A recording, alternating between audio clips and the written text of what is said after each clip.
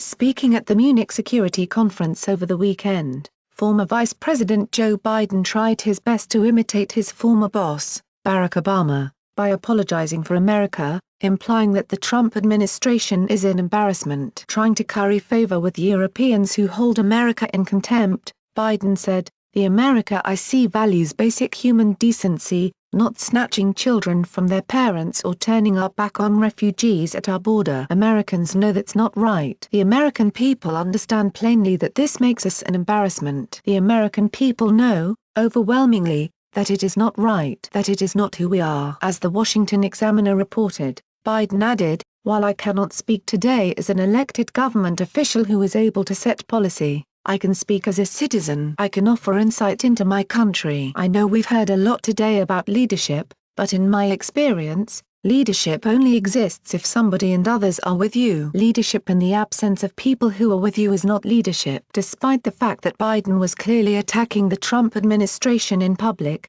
he couldn't resist this piece of hypocrisy. You're never allowed to disagree with your brothers and sisters in public. Today, because of, I think, a lack of leadership coming from the other side of the Atlantic, we find ourselves in a different place, and it's uncomfortable. Implying that President Trump does not respect countries traditionally allied with America, Biden continued, "I have spent the better part of the last 2 years traveling throughout the United States of America, from Minnesota to Texas, from Boston to Birmingham. I can assure you, that the American people, the ultimate wellspring of power in the United States of America, remain committed to engaging the world with decency and respect." Those same people who I met all across the United States, who may feel disconnected, discounted, ignored, or left behind. They still believe, as I do, that the core values enshrined in our alliances are worth defending. Funny, wasn't it Barack Obama who moved the bust of Great Britain's Winston Churchill,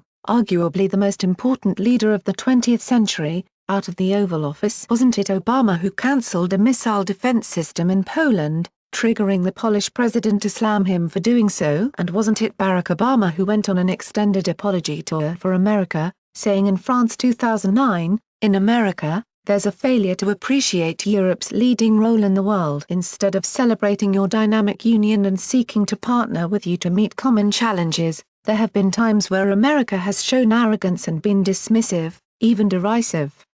Obama added 1 month later, in Washington, D.C., "Instead of strategically applying our power and our principles, too often we set those principles aside as luxuries that we could no longer afford." And during the season of fear, too many of us, Democrats and Republicans, politicians, journalists, and citizens, fell silent. In other words, we went off course. And this is not my assessment alone.